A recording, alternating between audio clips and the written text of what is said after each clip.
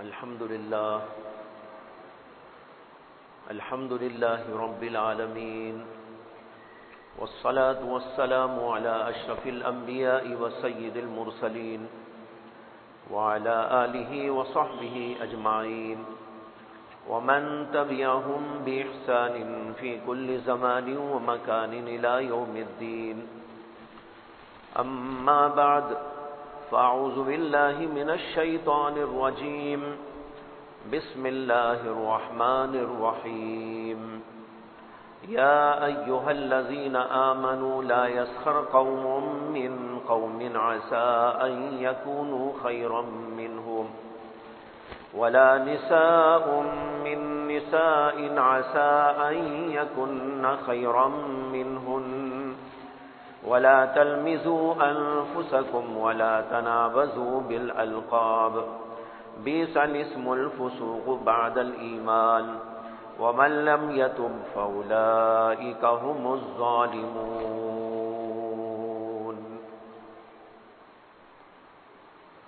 بزرگان محترم، برادران اسلام کی تعلیمات میں ایک اہم تعلیم اخلاق کے بارے میں ہے. اسلام اخلاق پر بہت زور دیتا ہے. جیسے وہ عقائد پر زور دیتا ہے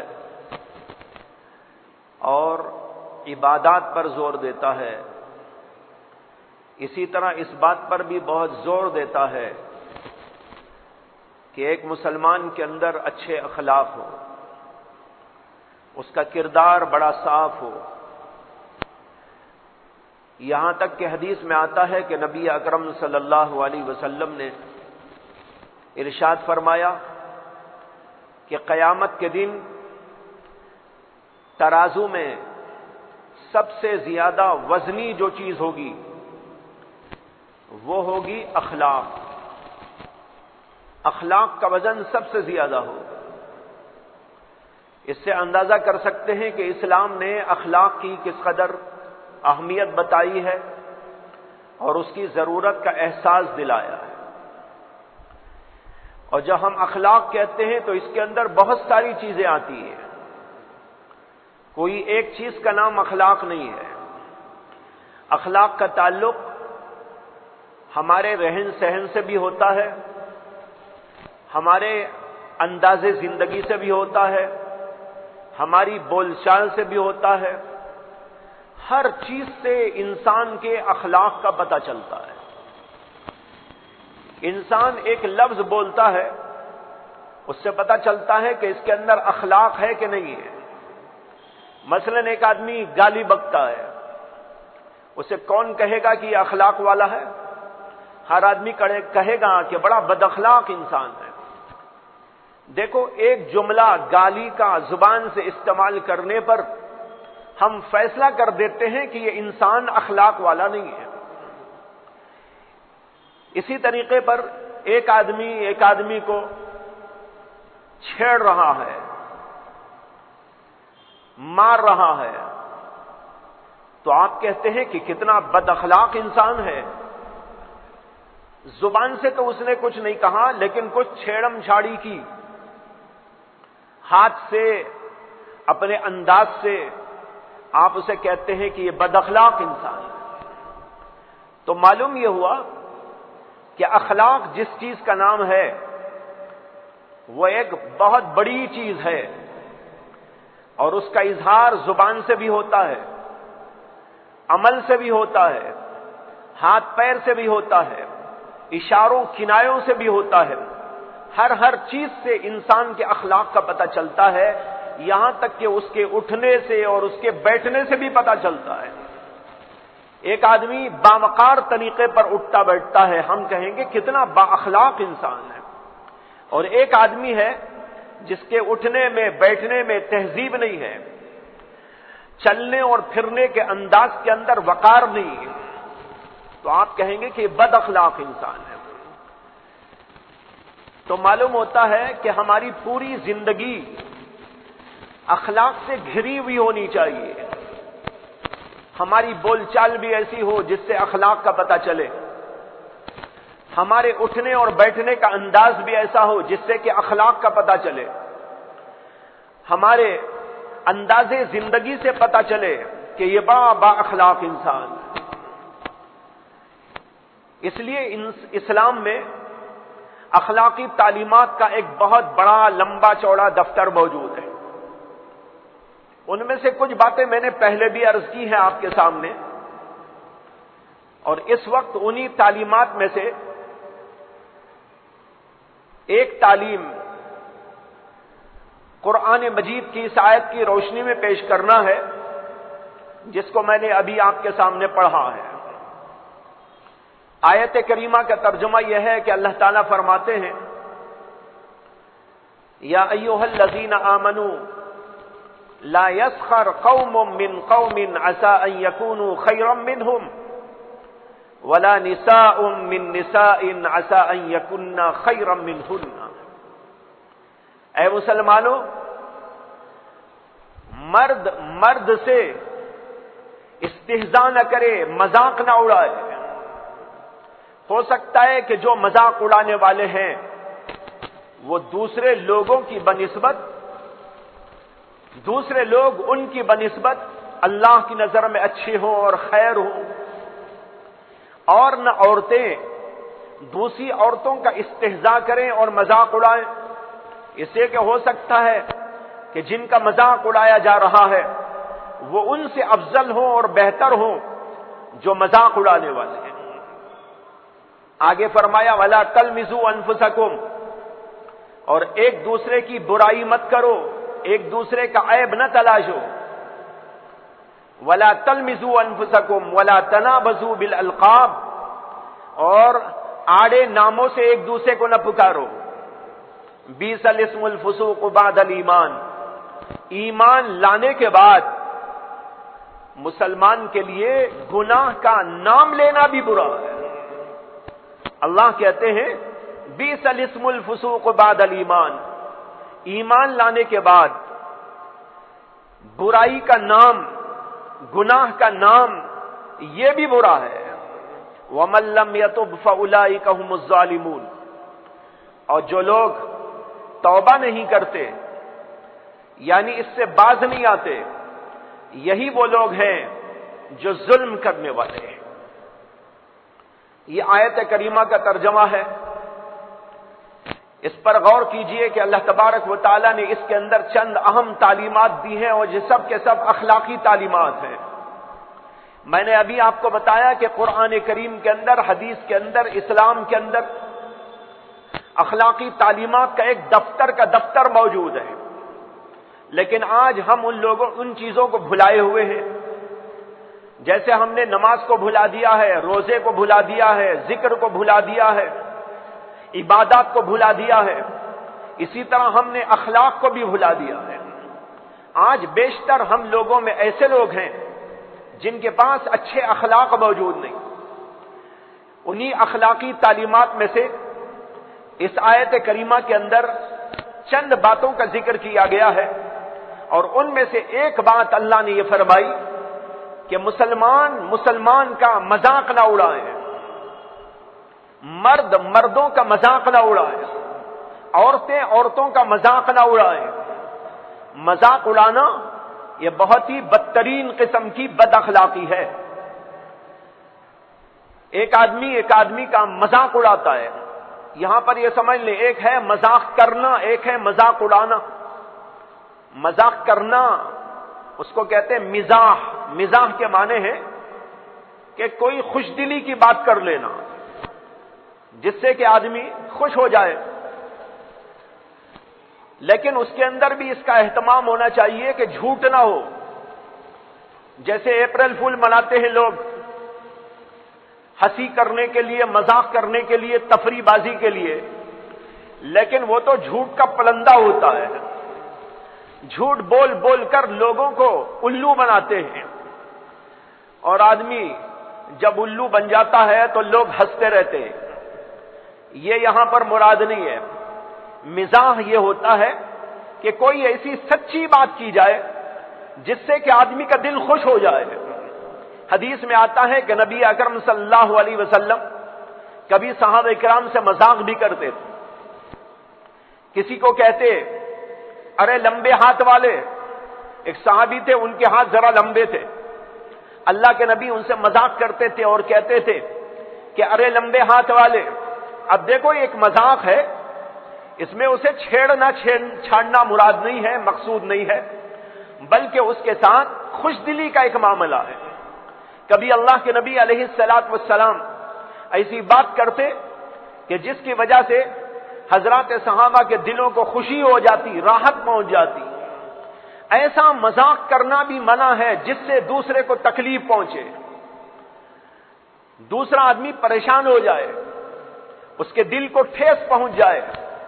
آج لوگ مذاق کے عنوان پر لوگوں کا مذاق اڑا دیتے ہیں, مذاق کے عنوان پر لوگوں کی پگڑیاں اچھال دیتے ہیں, مذاق کے عنوان پر لوگوں کو ننگا کر دیتے ہیں. یہ اسلام کے اندر حرام اور ناجائز ہے. مذاق کرو ایسا جس سے کہ دوسرا آدمی خوش ہو اور بات سچائی کے دائرے سے نہ نکلے. ایک بار اللہ کے نبی علیہ السلام کی خدمت میں ایک بوڑھی عورت آئی اور آ کر کہنے لگی کہ یا رسول اللہ, میں چاہتی ہوں کہ جنتی بنوں اور اس کے لیے آپ میرے حق میں دعا کر دیجئے کہ اللہ تعالیٰ مجھے جنت عطا کر دے. نبی اکرم صلی اللہ علیہ وسلم نے فرمایا بڑھیا جنت میں نہیں جائے گی, بڑھیا جنت میں نہیں جائے گی. وہ بیچاری یہ سنتے ہی رونا شروع کر دی. روتے روتے حالت خراب ہونے لگی, ہچکیاں بن گئی اور وہ مایوس ہو کر اٹھ کر جانے لگی. اللہ کے نبی صلی اللہ علیہ وسلم نے صحابہ سے فرمایا کہ بھئی اس بڑھیا کو بلاؤ. اس کو بلایا اور پوچھا کہ رونے کی کیا بات ہے.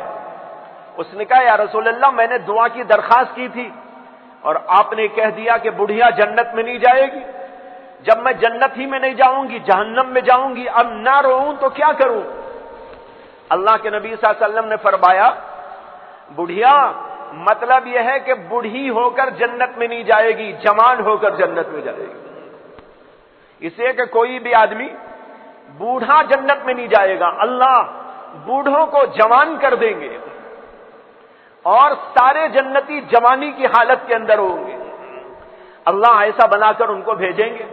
اب دیکھو یہ بھی ایک مذاق تھا, لیکن اس مذاق کے اندر سچائی موجود ہے.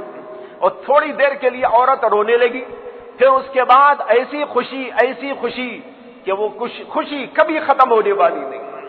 اس کو کہتے ہیں سچا مذاق.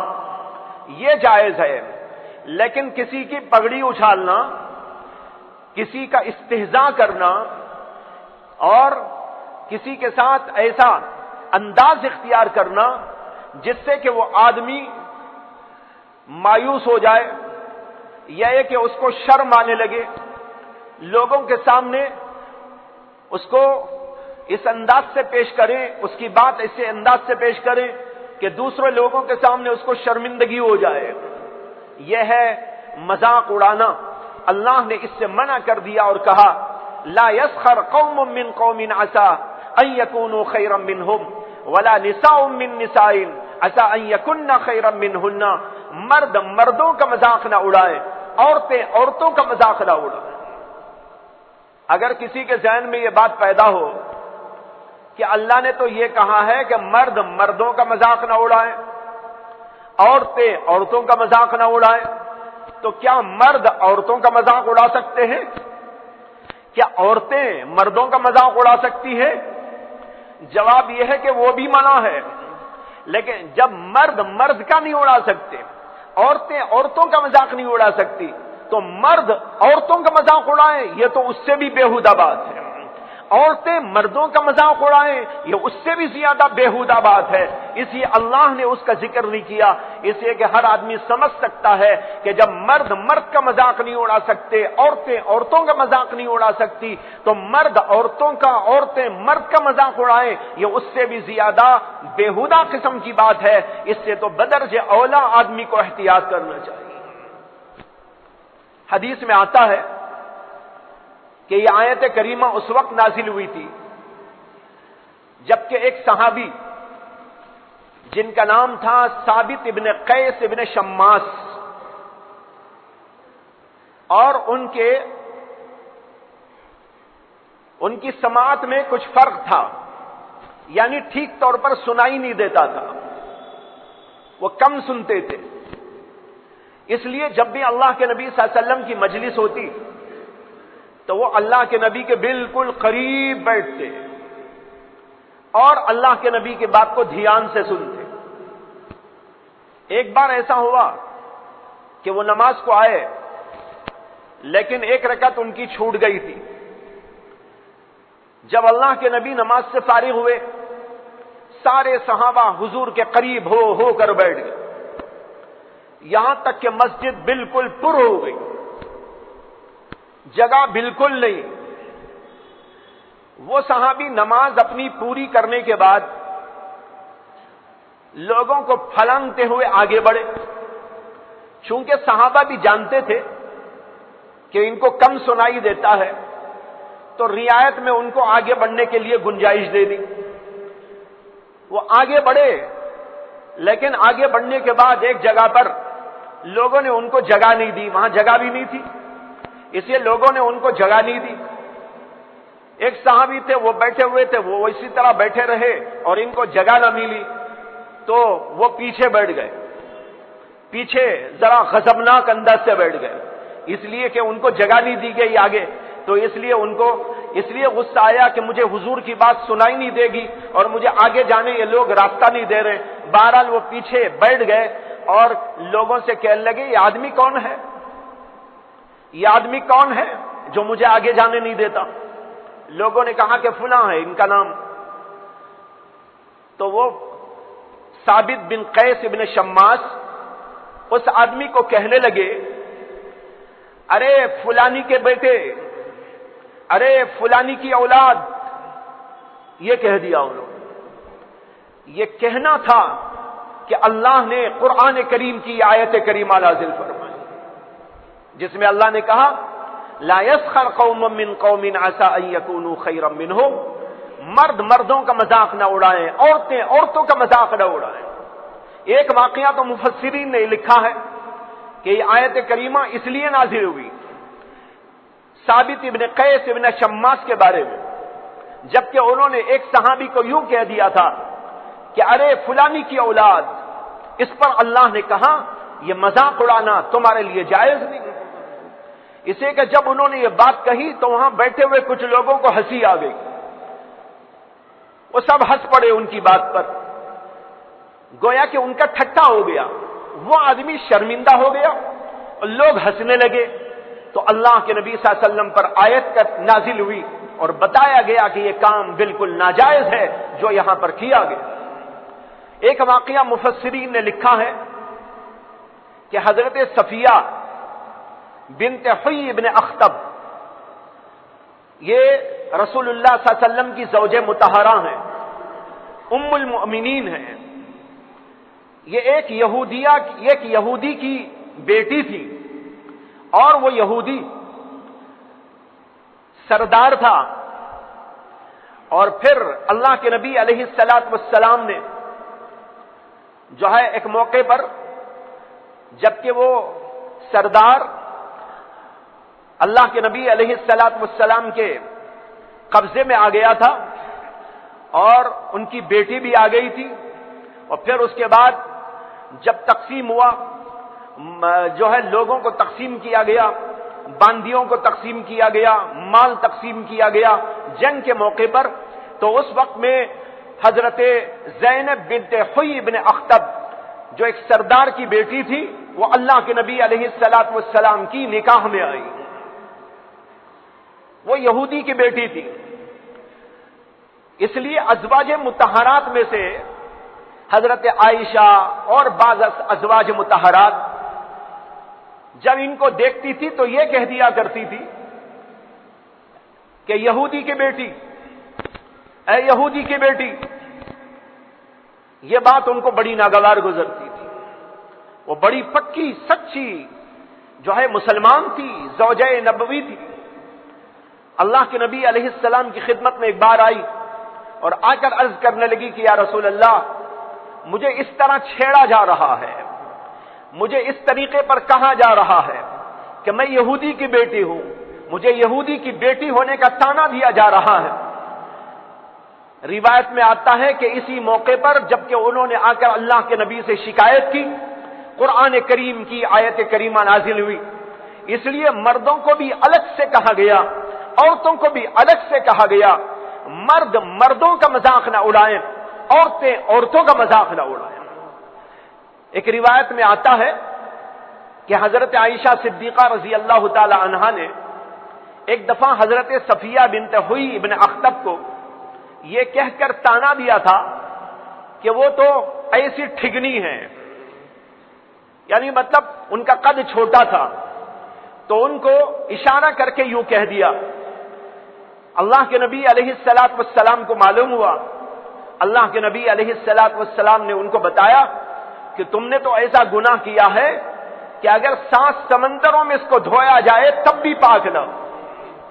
سوچیں، غور کریں، یہ واقعات اللہ نے کروائے حضرات صحابہ کرام سے تاکہ ہمارے سامنے ایک نمونہ موجود ہو اور اس نمونے کے مطابق ہم اللہ کے نبی کی تعلیمات کے اوپر عمل پیرا ہو۔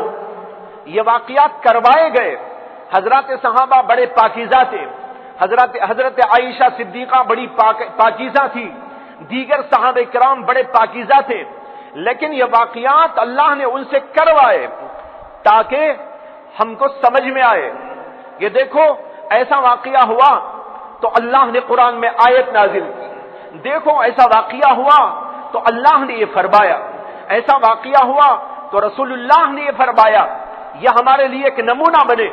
اس کے لیے اللہ تبارک و تعالیٰ نے ان صحابہ کرام سے یہ باتیں سرزد کروائی۔ اب ہمارے پاس واضح طور پر بات موجود ہے کہ یہ کام کرنا جائز نہیں، کسی کا مذاق اڑانا، کسی کی توہین کرنا، کسی کی پگڑی اچھالنا۔ علماء نے یہاں تک لکھا ہے اسی آیت کے ضمن میں کہ کسی کے چہرے کا، کسی کی ناک کا، کسی کی آنکھ کا، کسی کی اور کسی چیز کا، اس کے کم قد ہونے کا یا اونچا ہونے کا، ان سب چیزوں کا ذکر کرتے ہوئے ایسی بات کی جائے جس سے کہ لوگ اس کا مذاق اڑائے، لوگ اس کے سامنے ہنسے، جس سے کہ اس کی توہین ہو، جس سے اس کی تذلیل ہو، جس کی اس کی تحقیر ہو، یہ حرام کام ہے، ناجائز ہے۔ اس لیے کسی طور پر بھی کسی کا ایسا مذاق نہیں اڑا سکتے۔ اور اسی ضمن میں علماء نے یہ بھی لکھا ہے کہ اگر کوئی گنہگار انسان ہے، کسی نے کوئی گناہ کر لیا، گناہ کرنے کے بعد وہ توبہ کر چکا، توبہ کر لینے کے بعد اگر کوئی آدمی اسے طعنہ دیتا ہے اور کہتا ہے ارے شرابی، ارے جواری، ارے فلاں، علماء لکھتے ہیں کہ اگر کوئی آدمی توبہ کر لیا، اس کے بعد کوئی دوسرا آدمی اس کو یوں پکارتا ہے، یہ بھی اس کا استہزاء ہے، اس کا مذاق اڑانا ہے۔